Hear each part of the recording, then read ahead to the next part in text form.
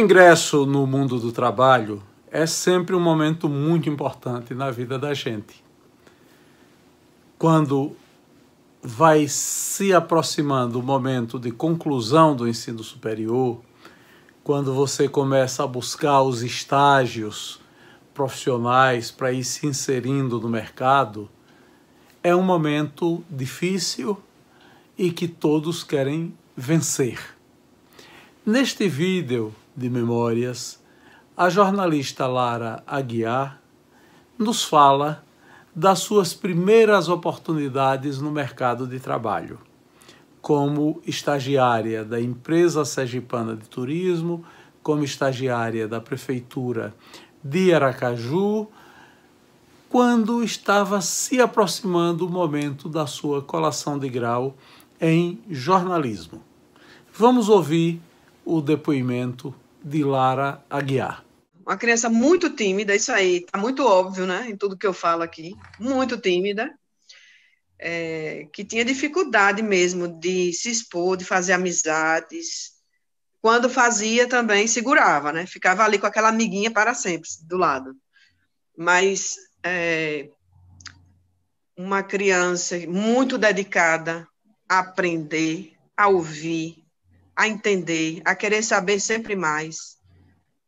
Muito seguidora de regras, muito cordeirinho, muito quieta nesse aspecto, nunca foi de dar trabalho, pouquíssimas vezes eu fiz alguma coisa fora do quadrado, mas tinha minhas dificuldades, né, assim, relativas à questão de sociabilizar, e questão sempre com as disciplinas de exatas. Meu problema com exatas não começou com 11 anos, né, com 12. Começou desde muito pequena. Eu me lembro que na primeira série eu já sofria para tirar nota em matemática. Sofria muito. Sempre tive uma dificuldade nessa questão aí. E não vi a hora desse tormento acabar. Porque eu me sentia como se eu não fosse esforçada o suficiente. Pior, como se eu não fosse inteligente o suficiente. Então, assim, isso, infelizmente, nós temos que passar pela matemática na escola, né, pelas disciplinas de exatas, mas isso me torturava muito, porque por mais que eu me esforçasse, era como se eu precisasse de 2 anos seguidos, vendo da mesma disciplina para aprender. Existia um déficit, né? Então, era como se eu sempre precisasse de banca, eu sempre precisava de professor particular, era sofrido. Em casa, eu era muito afetuosa, muito, muito, assim, carinhosa, muito de querer estar grudada, nunca fui de querer me aventurar, né? Assim, eu me lembro que as poucas vezes em que eu fui para alguma colônia de férias, né? Não era nem as férias inteiras, era só um dia de colônia de férias. Eu me lembro que eu fui para uma arrastada, chorando, eu não queria, porque eu ia ter que conhecer pessoas, eu ia ter que interagir e brincar e correr riscos de me mostrar. Então, eu vivia muito, muito tímida. Eu saía muito, eu ia muito para a rua e eu ia brincar, então eu ia andar de bicicleta, eu ia correr com outras crianças. As minhas brincadeiras favoritas eram normalmente essas que são consideradas de menino, né?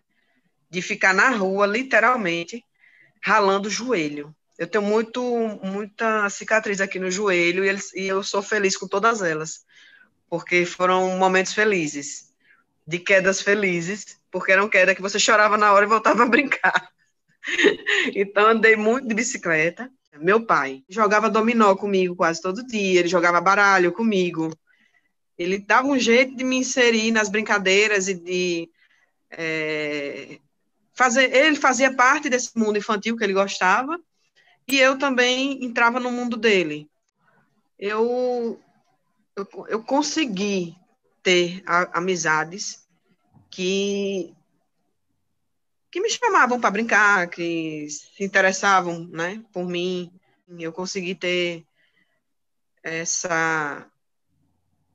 digamos assim, empatia, simpatia, na verdade, simpatia, não é empatia, não, simpatia, porque eu acho que, pelo fato de ser muito tímida, isso, claro, dificultou muito a questão de amizade, mas até que na minha rua, como eram crianças que conheci desde muito, muito pequena, né, eu nem lembro como eu conheci, de tão pequena que eu era, então eu meio que, assim, já cresci junto com eles, e já era mais fácil lidar, era só chegar na casa de um, bater na porta, tocar a campainha, chamar, vamos sair, vamos brincar de alguma coisa na rua.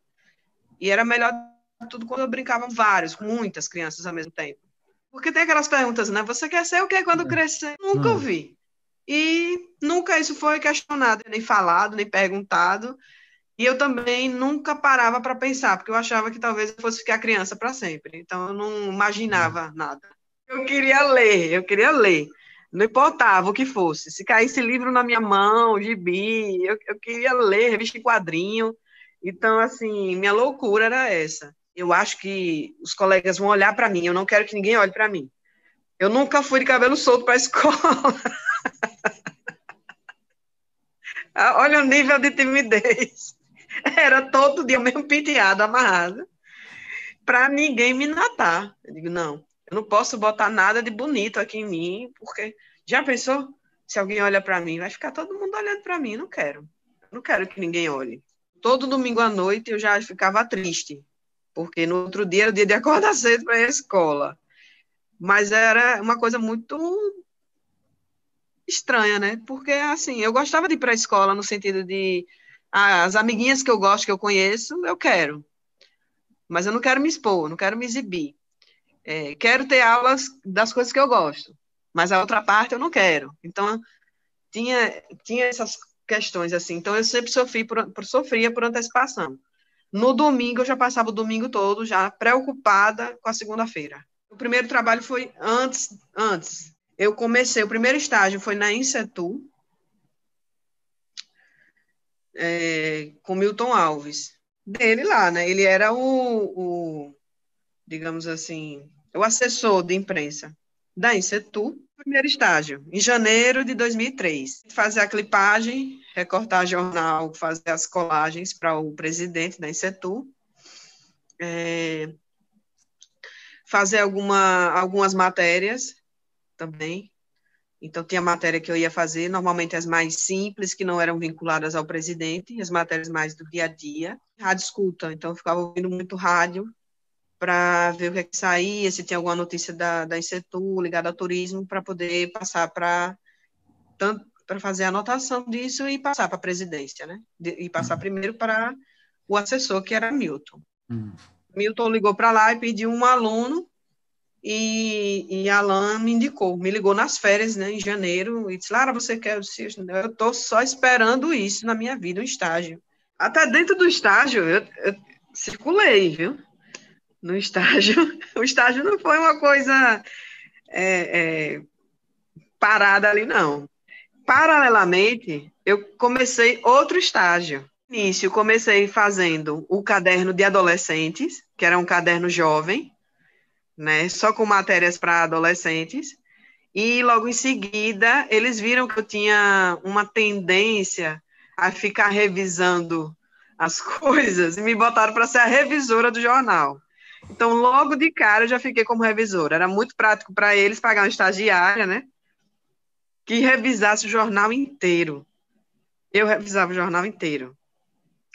Mas ali, aquilo me deu muita bagagem, que me obrigou a lidar, inclusive, com o programa, porque na época era o Quark, o programa. Eu revisava no computador mesmo. Então, muitas vezes, eu aprendi a mexer no programa de diagramação, e aquilo me deu muita bagagem. Eu fiquei lá por uns 2 anos, 2003, 2004, no fim, praticamente, porque existia uma exigência muito grande de que só poderia estagiar a partir do 6º período, e só no 6º período que eu consegui. Antes disso, eu tentei deixar meu currículo em vários locais, mas eles não aceitavam. Só consegui a partir do 6º. Ainda na Semana em Foco, saí da Insetu e fui para a SECOM da prefeitura, porque nesse período aí, logo no início, veja, eu entrei em janeiro de 2003 na Insetur. Em março, Milton Alves, março para abril, Milton Alves foi chamado para assumir a Secretaria de Comunicação da Prefeitura de Deda. Ele foi para lá. Olha os caminhos, meus caminhos são muito maravilhosos. Jorge, você vai ver como tem várias coisas entrelaçadas aí e que fazem todo sentido. Ele saiu, ele disse, olha, minha filha, primeiro eu vou para lá, vamos ver no que vai dar, o que vai acontecer, se eu tiver condição, eu te trago, porque vai ser melhor para você. E para a SECOM, né, da prefeitura, outra visibilidade, outra experiência, tudo vai ser melhor, né? E quem entrou lá no lugar dele foi Salles Neto. Aí, Milton pegou e me levou. Ele disse, venha para cá. Aí eu fui. Aí ele disse, venha para cá, venha ser minha estagiária aqui. Aí eu, tá bom, beleza. Quando eu cheguei lá, ainda não tinha vaga na redação, porque ele chegou e tinha outras pessoas lá. E aí ele falou, olha, a vaga que eu tenho aqui é na Rádio Escuta aqui. Essa fase foi muito punk. Aí eu disse, mas você vai me botar aí, mas você vai me tirar daí, né? Ele, não, vamos correr atrás disso. Aí, tá bom. Eu fiquei uns 4 meses, acordando 5 horas da manhã, indo para lá, tinha que estar lá antes de 6, porque 6 horas começam os programas de rádio, né? Jornalísticos. E aí eu tinha que estar lá 6 horas da manhã na SECOM, numa salinha lá, com outros estagiários, cada um com fone de ouvido, ouvindo rádios diferentes, cada um com uma rádio. No meu caso, era rádio e TV ao mesmo tempo, porque era Messias Carvalho, então eu assistia, né, na televisão, e eu tinha que escutar todos os dias e digitar no computador tudo que saísse da prefeitura. No geral, esse material todinho tinha que estar na mão do prefeito mais ou menos lá para as 10, 11 horas da manhã, para ele saber o que as rádios falaram de manhã cedo, para ele resolver. Eu odiava ter que ouvir isso. Sensacionalismo puro, muita mentira, muita invenção, eles estão sempre o tempo todo tentando atacar. É meio que óbvio. Então, assim, a gente já sabia até quais eram, assim, esse é o radialista pior que tem, porque ele vai falar muito mal da prefeitura todo dia, então ele vai falar mal todo dia, e a pessoa que ficava responsável por ele trabalhava mais do que os outros, porque ela tinha que digitar mais coisas do que o outro estagiário, porque já era algo fixo, né? Ele vai bater, ele vai até inventar o que não existe para criticar. Então, assim, era muito, muito chato. Era um trabalho muito chato. Ouvir programas de rádio jornalísticos aqui, uma negação. Depois eu fui, graças a Deus, para a redação.